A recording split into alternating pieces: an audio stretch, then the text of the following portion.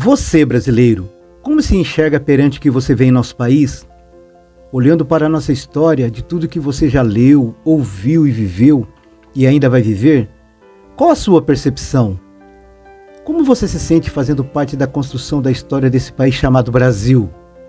Querendo ou não, você tem que participar, correndo atrás dos seus sonhos. Ou você desistiu, cansou de ouvir a frase Brasil, o país do futuro? Um futuro que nunca chega, ou chegou, mas não para a maioria dos brasileiros. Nos vendem um sonho de que um dia vamos ser uma potência mundial, que ao sentarmos com as maiores economias do mundo, nossa opinião vai ter peso e que nossos dirigentes o façam de cabeça erguida, protegendo nossos interesses e nossa soberania.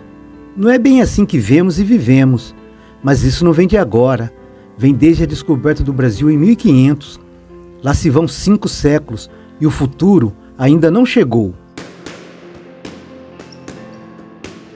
O Brasil é um país fora de série, de dimensões continentais. Sua extensão é quase igual à Europa inteira.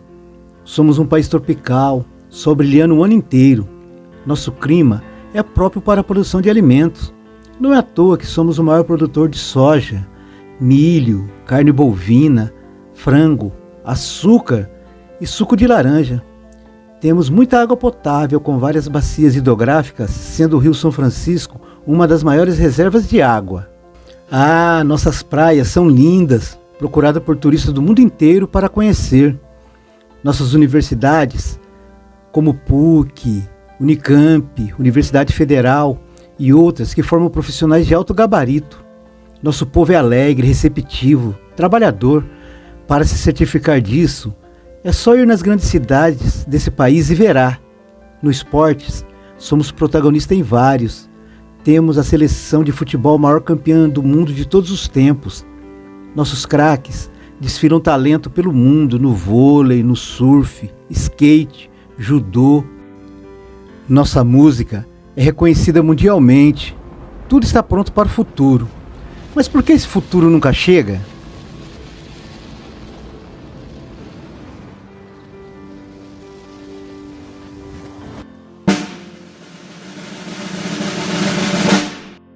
O ano era 1500.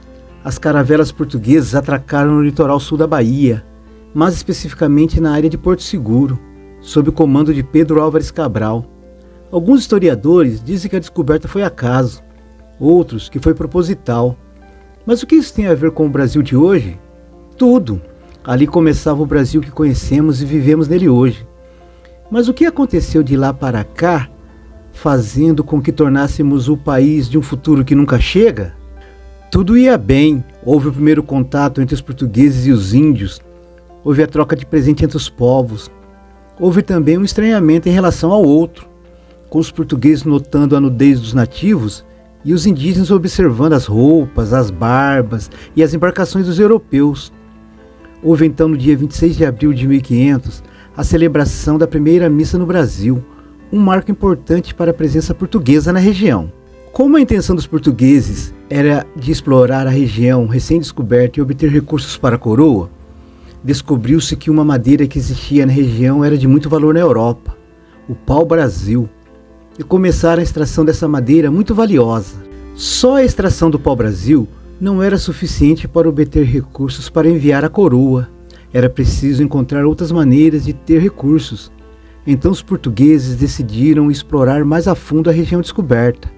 Foi entre 1693 e 1695 que a expedição do bandeirante Antônio Rodrigues Arzão encontrou ouro em Minas Gerais, dando início ao ciclo da exploração do ouro.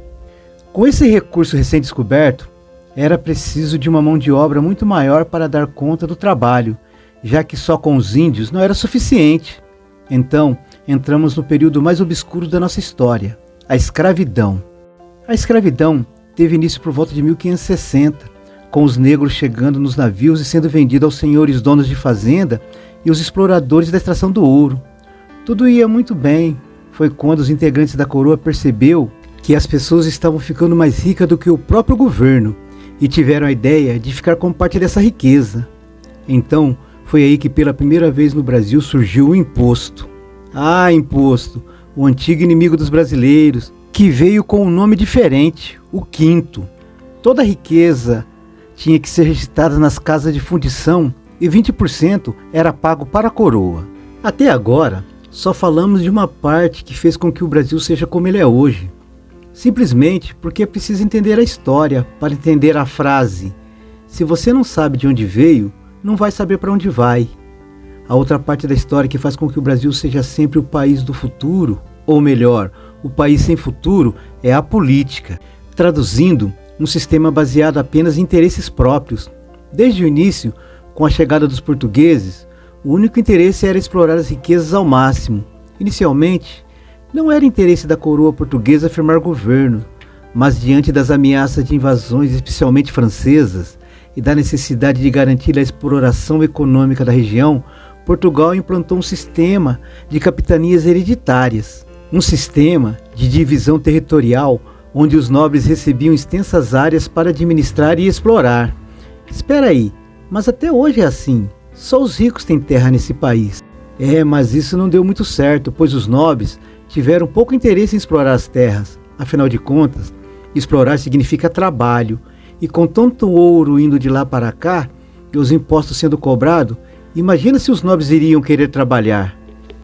Foi a partir de 1549 que a coroa estabeleceu o governo geral. O primeiro governador geral foi Tomé de Souza, que instalou a capital em Salvador e implantou medidas para fortalecer a administração colonial. Entre 1549 e 1808, que foi o momento em que o rei Dom João VI chegou ao Brasil fugindo da invasão francesa, muitas coisas aconteceram.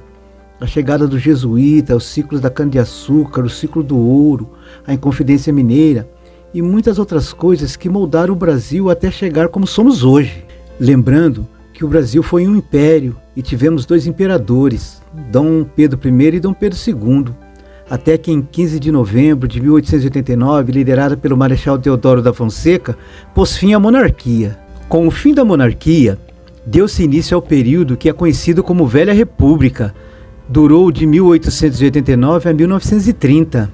Eis os presidentes desse momento do Brasil: Marechal Deodoro da Fonseca, Floriano Peixoto, Prudente de Moraes, Campos Sales, Rodrigues Alves, Afonso Pena, Nilo Peçanha, Hermes da Fonseca, Venceslau Braz, Delfim Moreira, Epitácio Pessoa, Arthur Bernardes e Washington Luiz.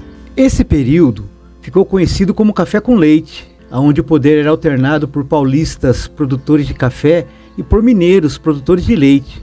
Foi aí que a crise de 1929 nos Estados Unidos abriu uma brecha para a Revolução de 1930, dando início à Era Vargas. Getúlio Vargas implantou políticas de industrialização e criando o Ministério do Trabalho. Getúlio Vargas governou o Brasil em 2 períodos, entre 1930 a 1945 e depois entre 1951 a 1954. E depois disso, a história do Brasil só piorou com o golpe militar de 1964 e repressão militar com muitas prisões e mortes. Foi um momento muito triste da nossa história. O povo brasileiro tinha anseio por democracia, sonhando com um país onde ele pudesse se expressar, que sua vontade fosse respeitada na Constituição, que as leis lhe dessem direitos e deveres. Então, chegamos a 1988 e é escrita a nossa Constituição com o slogan Constituição Cidadã. Ficamos felizes, patriotas. A bandeira do Brasil era o nosso símbolo maior. O brasileiro dizia: que orgulho de ser brasileiro. E é eleito o primeiro presidente da República em eleições indiretas depois do fim da ditadura, Tancredo Neves, que por motivo de saúde não pôde assumir. Assume então seu vice, José Sarney, e depois Fernando Collor, o primeiro presidente da República eleito pelo voto popular. A esperança ainda pairava no ar, mesmo com a inflação correndo nossa renda. O dinheiro não tinha valor. E sabe como nosso presidente retribui por termos elegido ele nosso presidente? Confiscou nossas poupanças, nossas economias de anos para facilitar a vida dos ricos como ele. O povo desesperado não tinha alternativa a quem recorrer, só nos restou ir para a rua e pedir o impeachment de Collor. E fomos ouvidos. Assumiu Itamar Franco, seu governo implantou o Plano Real. Ufa, um pouco de alívio. E é eleito Fernando Henrique Cardoso. E a vida segue. E é eleito Luiz Inácio Lula da Silva. Um pouco de esperança e muita decepção. Com o mensalão, rombo na Petrobras, assistencialismo que mantém o povo escravizado. Depois é eleita Dilma Rousseff, a primeira mulher presidenta do Brasil. Estamos mudando? Não, só nuvem de fumaça, porque terminou em impeachment também. Assume Michel Temer, mais do mesmo, nada muda. Até agora, você percebe que só falamos dos presidentes? Mas nosso sistema de governo tem 3 poderes: executivo, legislativo e judiciário. E por onde andou nesses 5 séculos nosso legislativo e o nosso judiciário? Nem vamos levar em consideração 5 séculos. Vamos ser mais generosos a partir da Constituição, por onde andaram nos últimos 30 anos. E nosso povo, quando vai se cansar das migalhas que nos é jogada? E enquanto estou escrevendo esse roteiro, recebo a notícia de que os deputados e senadores aumentaram seus salários de R$39 mil por mês para R$47 mil. Fora benefícios. Você acha que esse país tem futuro? Se você chegou até aqui nesse vídeo, deixe seu like, inscreva-se no canal e se liga nesse vídeo que está na tela.